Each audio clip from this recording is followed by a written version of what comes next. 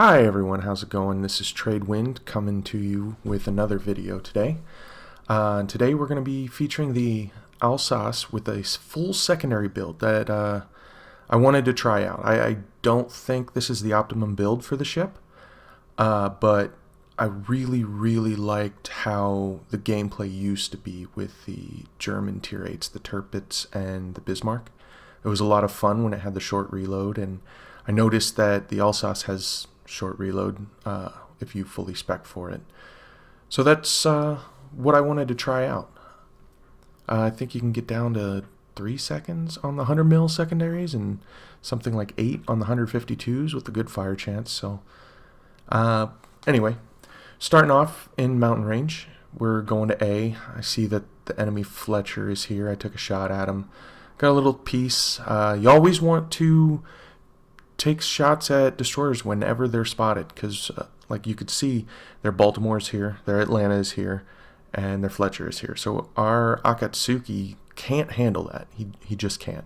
Even if the Atlanta and the Baltimore weren't here, he would not be able to take a gunfight with a Fletcher. So the only way he wins that fight is if the other ships here, me, the King George, the Frederick, and the Pensacola, help him out. So what I like to do with the Alsace secondary build is kind of nose in, get an entire cap within my 11.3 secondary range, and position myself in such a way that I'll be able to put secondaries on one thing, have my guns on maybe another thing, and have some sort of land cover for protection. So that's what I'll be doing here. The Akatsuki's throwing torps in the smoke. Now, I know that as soon as I shoot, I'll be spotted. I'm already spotted.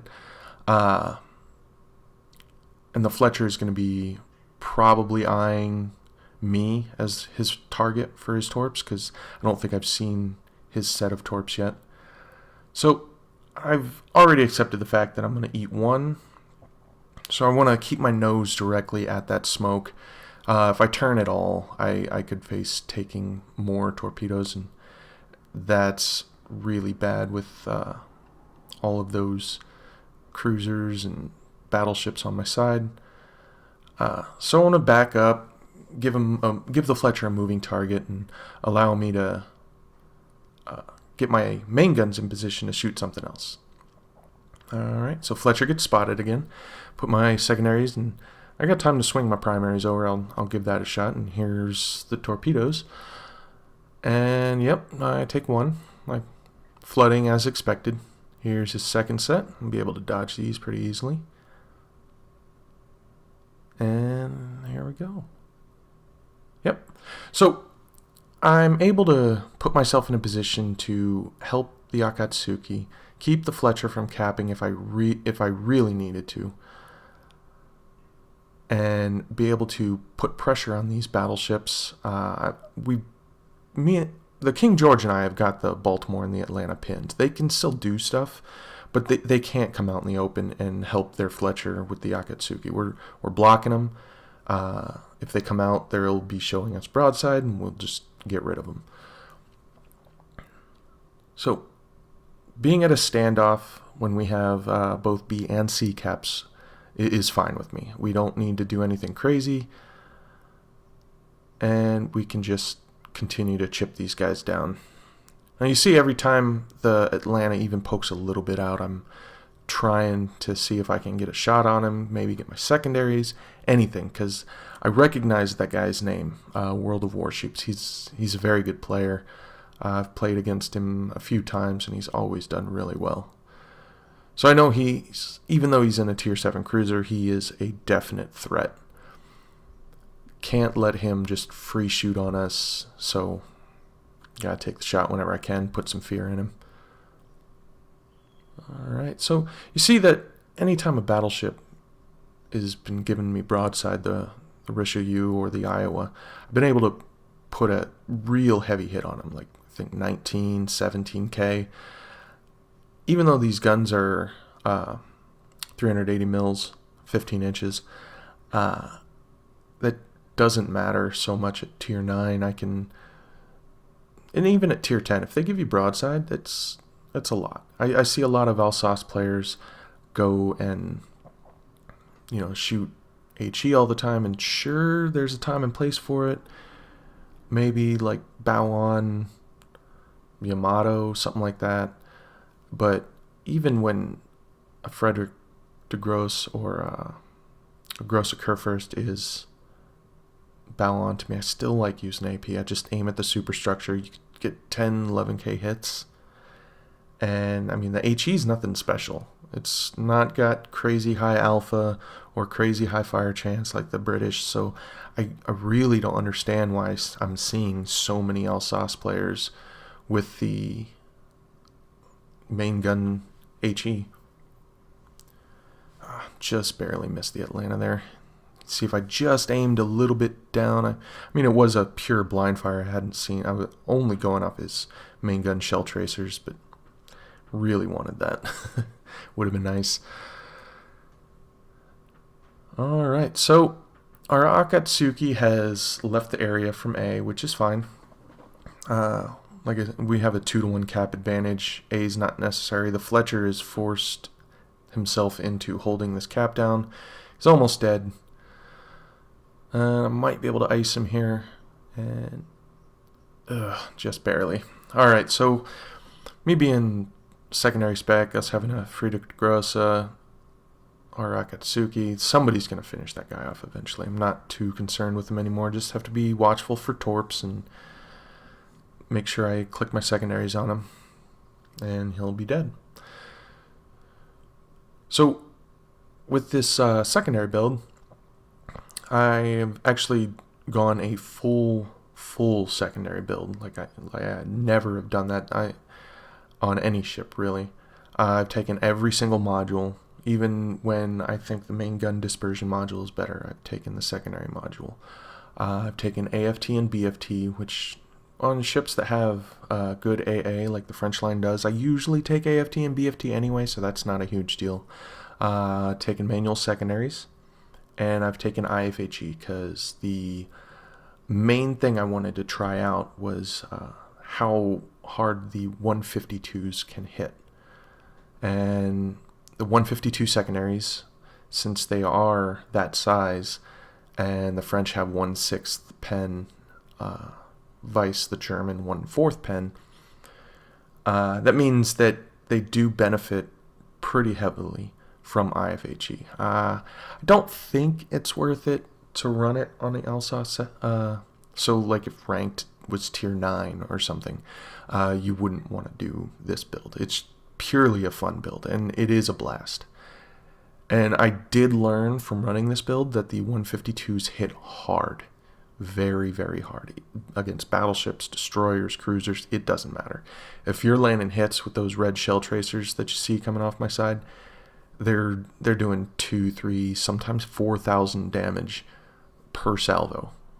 And every 8 seconds, and you got 3 of them. That's not insignificant. The real issue with it is I don't have games like this very often where the gameplay leads me to staying within secondary range at high tiers very often. So it's one of those, like when you build your Montana for full AA, on the rare occasion when you get the CV, it's a blast. But every other time, it's providing you very minimal benefit. You could see that, the captain points that I spent to go secondary build here, absolutely worth it 100% for this battle. And that's the issue. Eventually, I'll probably switch back over and respec the captain to do a more mid-range build where I reduce the dispersion, I have some AA protection, maybe some survivability. But I had to try it. Even the 100 mils, you get their reload rate that high. It's like Akazuki guns, basically, with their penetration. So if you've ever played the Akazuki, shooting AP at a broadside battleship superstructure, it's still doing damage. And when you have, 12? Yeah, 12 Akazuki guns per side, shooting every 3.6 or something. That's very significant. So, like, don't even just count on your 152s being your damage dealer. Your 100 mils will do a lot of stuff for you. You see, I'll be able to gun down this Baltimore even. Yep, close quarter secondary. There you go. And you see, I've been trying to get in a position. The Frederick's trying to get in a position to hit this Atlanta all game, but this guy's just playing ring around the rosy with us and using the position of his teammates' ships to try to put us in unfavorable positions. And we've been trying to not fall for that. I mean, I assume that the Friedrich de Grosse is thinking the same things I am, because he's pretty much stayed in this similar position to me the whole time. We don't want to be giving so much broadside to the enemy, and we want to be able to try to hit this Atlanta. But I have put myself in a bad spot, made a mistake, and overturned and hit the Friedrich, giving the Nagato a good broadside shot on me. But now that guy's dead, and just two left, the Belfast way over on the 10 line, and this Atlanta. So effectively the game's over. Has been for a bit of time. It's just pretty much us over here mopping up at A.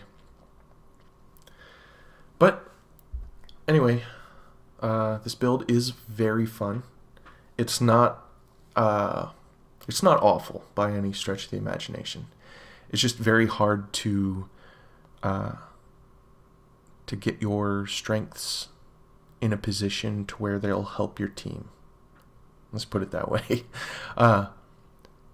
If you can get your strengths online with how your enemy's playing and how you need to play, then it's very potent. I mean, you can see I got 230k in this game, and you can't really say that I wasn't significantly helping the team. If they had been able to cap A and push us out of here, they would have been able to take B, maybe 10 minutes ago, start pressuring B, maybe 8. So, I mean, us having B and C, this game looks super lopsided, but it's 3-1 right now. I mean, I'm real low in health. The Musashi's real low. The Friedrich is half health. So even though it's 950 to 200, it's not as lopsided of a game as it looks based on the score. And it's because we've been able to have B this whole time. We've kept their A contingent over here. We haven't let them branch out and support B. All right, so that'll finish it up. And get a look at the end game stats here. You see 234,000, bunch of heroic achievements, 4 kills, 3 citadels, hundreds of secondary hits, 2,200 base XP. This was a blast. It really was. And you can see here, secondary battery shell hits 54,000 damage, fires 44,000 damage. Important to note, you didn't see me shoot HE from my main guns once. So that fire damage, 100% was from my secondaries. I did almost 100,000 in secondary damage this game. Insane. All right, so give this a shot if you want to try it. Definitely try it if you got the doubloons to spare or the cabin XP, and compare and contrast this between the other build of the Alsace that most people use, which is like the mid-range build. And hey, we will see you next time. Till then, fair winds and following seas. Thanks for watching, guys.